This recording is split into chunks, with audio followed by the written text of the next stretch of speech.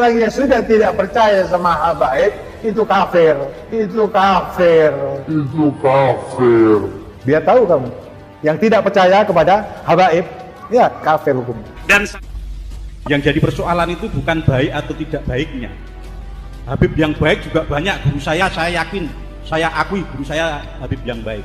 Yang jadi persoalan di sini ya, beliau mengaku sebagai dzurriyyah Rasul.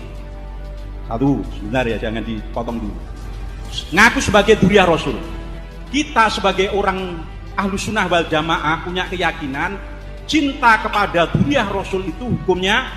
Pertanyaan pertama dari daerahnya Kiai Imat ini yang menarik. Mohon maaf, biar ini semuanya jelas. Karena begini, saya punya kawan banyak di sana gitu, termasuk alumni Beringin Agung gitu.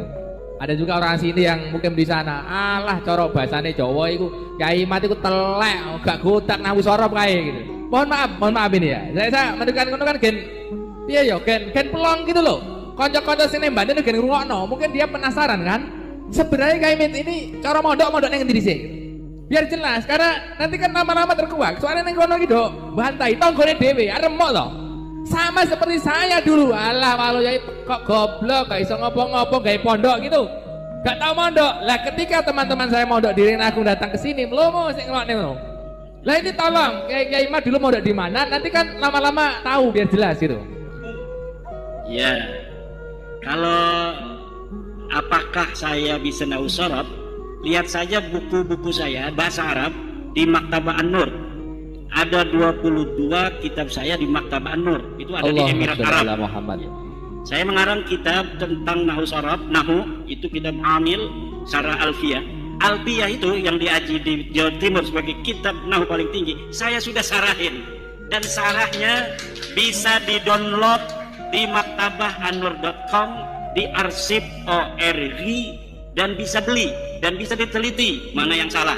Itu dalam kitab nahu. Dalam usul fikih saya ngarang Talkhisul Khusul dalam usul fikih.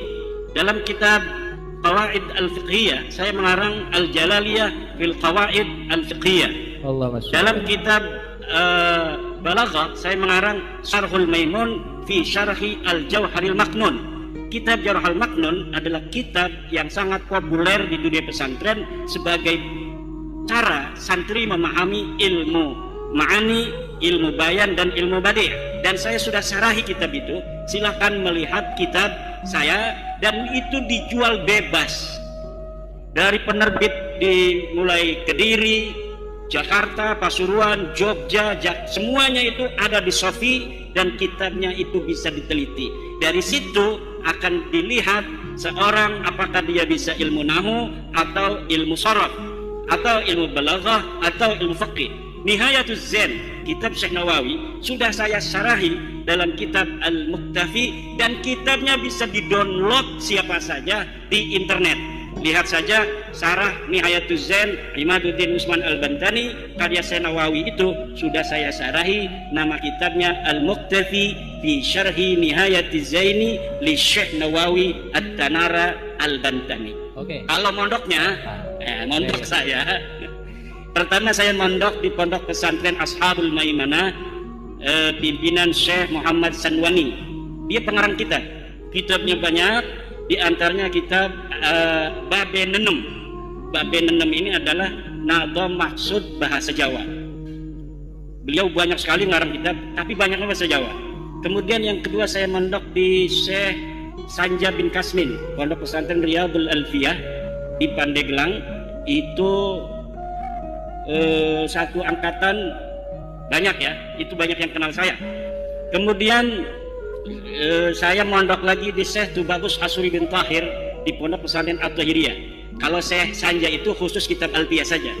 Kalau Syekh Asuri bin Tahir itu seluruh kitab. Di beliau inilah murid dari Syekh Alwi Al-Maliki. Masya Allah. Beliau Syekh Asuri Tahir ini selain berguru kepada Syekh Alwi Al-Maliki, juga berguru kepada Syekh Hasan Al-Masyaf, Syekh Yasin Al-Badam, Syekh Abdul Qadir Al-Mandaili, dan kitab-kitab yang lain itu di Taif. Kemudian saya mondok lagi kepada Syekh Mufti bin Asnawi, pengarang kitab Amsilatul I'rab. Itu bisa semua nama-nama yang saya sebutkan itu semuanya ada di internet ya. Jadi bisa dicari itu Syekh Asuri bin Tahir siapa. Syekh Sanja bin Kasmin itu siapa. Kemudian saya mengaji di Syekh Muhammad Amin, Syekh Dimyati bin Muhammad Amin Al-Bandani. Tapi saya tidak mukim. Saya hanya ngaji dari pesantren mukim saya malam Selasa dan malam Jumat. Mengaji kitab Ukhudul Juman pada Buya Dimyati. Buya Dimyati itu seorang sufi yang tidak pernah bicara tasawuf. Dia ngajinya kitab alat, ngajinya kitab tafsir, ngajinya kitab fikih. Itulah sufi yang asli. Orang sufi bukan ngomongin tasawuf halu-halu begini-begini kepada orang seakan-akan dia sudah sampai pada derajat tertentu. Orang sufi asli itu, tasawuf itu adalah fil a'mal, dalam bagaimana dia membawa tasawuf dalam akhlak, dalam tingkah laku, dalam kehidupan, bukan untuk dibicarakan. Kemudian saya mondok lagi pada ilmu tauhid pada Syekh Obay Hasan Basri di Kerawang. Saya mondok kitab-kitab alat di pesantren Warudoyong di Sukabumi. Saya juga pesantren di banyak pesantren pasaran sampai Kaliwungu, tafsir Jalalain dan kitab Asirul Jalil, kitab Hasbunallah puasa kilatan itu. Kilatan. Dan kalau kilatan-kilatan itu kan ya hanya 10 hari, 15 hari menamatkan satu kitab. Dan saya juga pernah ke Mesir untuk ijazah kitab-kitab kepada Musnidud Dunya Yauma'id, yaitu Syekh Ibrahim bin Abdul Ba'is Al-Qattani di Iskandaria. Saya mendapatkan seluruh ijazah kitab-kitab hadis dari mulai kitab Sahih Bukhari, Kutubus Sittah, kitab-kitab Masanid, kemudian kitab-kitab Ma'ajim, kitab-kitab Mu'jam, kemudian kitab-kitab Musannafat, cara menulis dengan musannaf seperti Musannaf Ibnu Abdul Razak dan lain sebagainya. Nah, ini tidak pernah saya ungkapkan karena bagi santri itu sebenarnya ini adalah ta'ajjub ya, ta'ajjub terima kasih ya, karena teman-teman di Banten terus terang saya aku rodok kemeropok rodok anyel gitu loh. Mosok kemati ragu tak ngaji mbok undang akhirnya kan rodok waduh mosok aku salah deh. Nah, maka ini karena kan ada sekarang ini lagi zamannya framing. Ya. Yang muhibin-muhibinnya itu kan lagi framing supaya orang tidak percaya. Nabi Muhammad aja disebut dalam Quran sahirun, majnunun, kadzabun dan sebagainya. Jadi tidaklah terlalu aneh. Ya, kembali ke Mbak Lawi. Monggo. Kalau ada yang tanya silakan dari ibu-ibu mungkin penasaran. Khotimah. Kalau sudah kita berdasarkan Quran hadis, kiblatnya sama, apa menentangkan? Kok itu bagi saya sebagai seorang muslim kok malah remeh sekali orang yang menentangkan antara keturunan itu kok saya kira kok tidak baik itu bagi saya sebagai orang muslim. Masalahnya sekarang ada orang yang mengaku keturunan Nabi mengatakan bahwa secara zat mereka sudah berbeda dari orang lain. Bahwa kalaupun mereka bodoh, mereka mabok, mereka lebih mulia sendalnya dari kepala kiai. Kenapa kaki Habib yang nakal? Kenapa kaki Habib yang narkoba, yang maksiat, yang nakal, yang kotor dibandingkan kepala kiai yang pakai sorban masih lebih mulia telapak kaki Habib yang maksiat tersebut? Masih lebih mulia telapak kaki Habib yang maksiat tersebut? Masih lebih mulia telapak kaki Habib yang maksiat tersebut. Nah, itu yang kita sekarang sedang melawan doktrin-doktrin itu. Melawan itu bukan marah. Kalau marah itu nggak ada arah. Kalau melawan itu artinya hal-hal yang buruk, ayo kita lawan agar mereka tidak buruk, mereka juga bisa bertobat. Itu sudah Habib itu sudah luar biasa, penggemarnya luar biasa. Dia menyebabkan agama Allah di muka bumi ini. Kenapa dipertentangkan? Kalau dikatakan mereka menyebarkan Islam, mereka menyebarkan Islam di mana? Yang sekarang mengajarkan bisa selawatan. Tapi yang menyebarkan Islam kan Wali Songo. Wali Songo itu adalah keturunan Nabi, bukan dari Baklawi. Tapi diakui oleh mereka dalam kitab mereka tahun 1984 bahwa Wali Songo keturunan Baklawi. Tidak ada manuskrip yang memperkuat itu. Bahkan kitab-kitab manuskrip yang sekarang ditemukan mengatakan Wali Songo bukan keturunan Ba'alwi. Dia keturunan Al-Kazimi, Al-Musawi, juga dari Al-Jailani. Mereka datang itu baru 4 generasi paling. Tahun 1800 ketika Hadramaut lagi kurang makan. Oke, Pak Yai. Ini karena mungkin antara penanya dengan panjenengan ada istilahnya cara sudut pandang yang berbeda. Maka sore hari ini masih ada maghribnya kan masih lama ini. Ini saya jam 5 kurang seperempat, maghribnya jam 6 lebih kan. Itu saya berusaha jadi moderator lah kalau panjenengan semua setuju gitu. Jadi biar penanya ini puas. Mungkin dalam pandangan saya yang ditanyakan penanya ini, kok dadak gegeri Mbak Lawi gitu ya Pak Rukianto kira-kira. Kok dadak digegeri? Toh kan di sini Habib-habib itu jasanya banyak. Habib Soleh Al-Jufri datang di sini tahun 2000. Anak saya yang dongani, yang akikoi Habib Soleh Al-Jufri. Karena beliau memandang mungkin, kok dadak digegeri Mbak Lawi ngopo wong ning kene wis dakwah kok. Kira-kira gitu Pak Rukianto ya. Nah, ini jawabannya gitu Pak. Monggo jawaban jenengan bagaimana gitu. Iya, jawaban saya adalah kalau menyebarkan pertama kali tidak. Karena yang menyebarkan pertama kali adalah kalau beliau itu ngomong menyebarkan. Menyebarkan dalam pengertian pertama kali menyebarkan Islam di Rusia tertolak. Karena sejarah tidak mengatakan seperti itu.